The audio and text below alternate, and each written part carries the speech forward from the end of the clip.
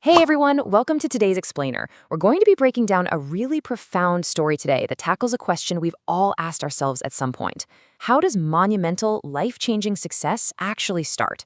Is it having all the right resources? Is it just pure luck? Or is it something else, an internal spark, fueled by an absolute stubborn dedication to learning?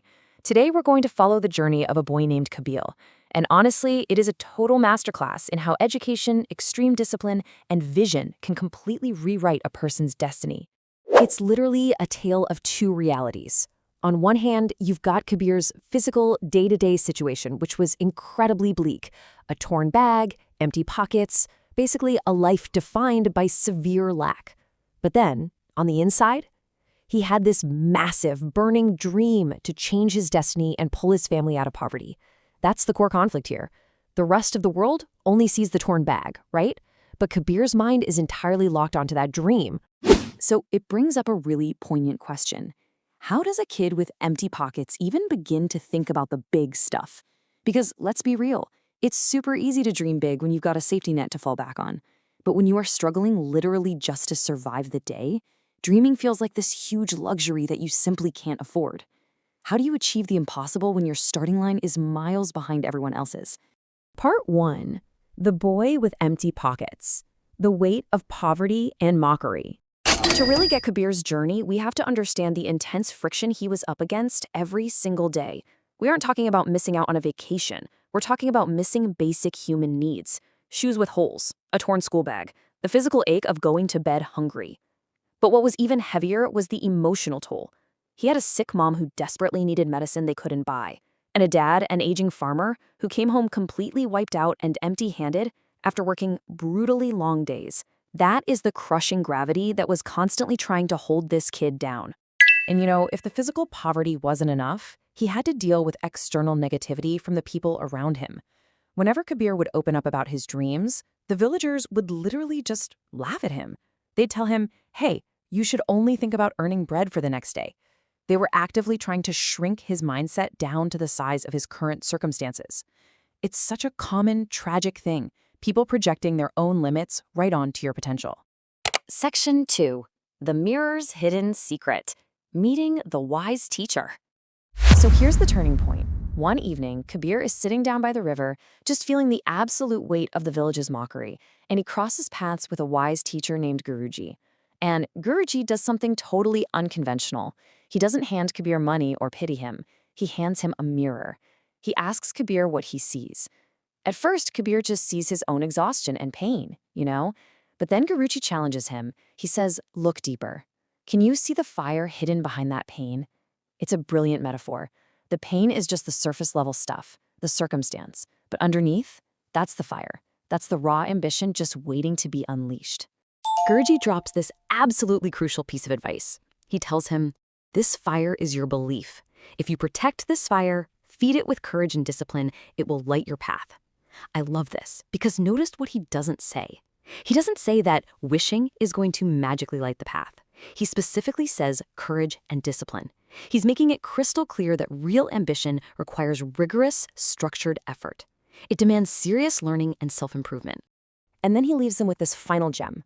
People will try to cover your mirror with dust. Keep cleaning it with your actions. Think about how powerful that is. Action is literally the antidote to doubt. Every single time someone tells you that you can't do something, your response shouldn't be to argue with them. Your response has to be to act, to learn, to study, and to build. Section 3. Relentless learning and discipline, fueling the fire with education. Okay, so how did Kabir actually clean his mirror? He did it through an unyielding, absolute commitment to his education. Just look at this daily routine for a second. It's staggering. Step 1, morning school. Step 2, working evenings at a local tea shop, washing glasses to scrape together whatever cash he could. Step 3, giving up his weekends to help out a local mechanic, not for fun, but deliberately extracting vocational skills. And Step 4, focus studying late at night under a tiny dim light while the rest of the village was fast asleep.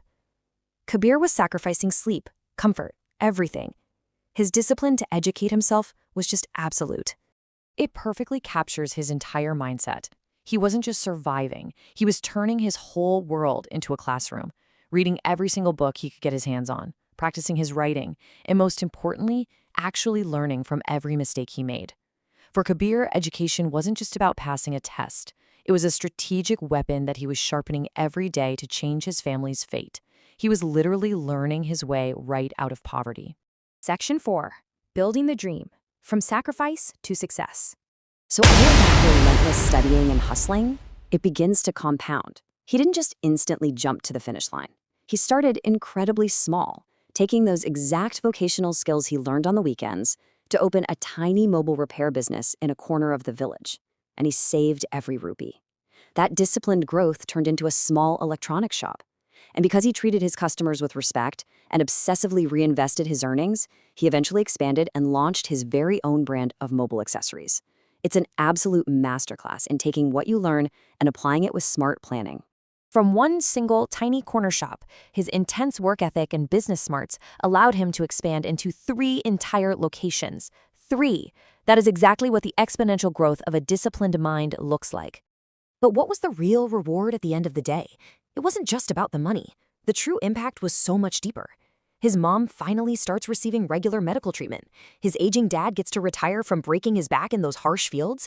And in this incredibly beautiful twist of irony, the very same people in the village who used to laugh at him, the ones who told him to only think about tomorrow's bread, they are now the ones waiting in line outside his office, hoping for a chance to work for him.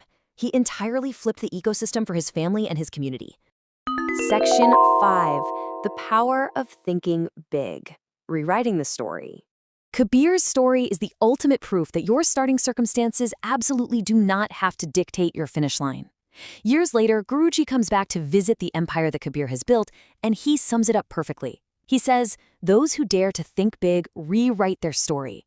Dreams are not measured by the money in your pocket, but by the vision in your heart." That's the ultimate takeaway here. Your vision, when you back it up with a relentless pursuit of education and action, is the single greatest currency you possess. So, as we wrap up this explainer, I want to leave you with this one thought. We've just seen how a torn bag and empty pockets were simply no match for a fiercely disciplined mind and an insatiable hunger to learn. The tools for your success, the knowledge you need, it's all out there right now, just waiting for you to study and master it. So the only real question left to answer is, will you dare to think big today?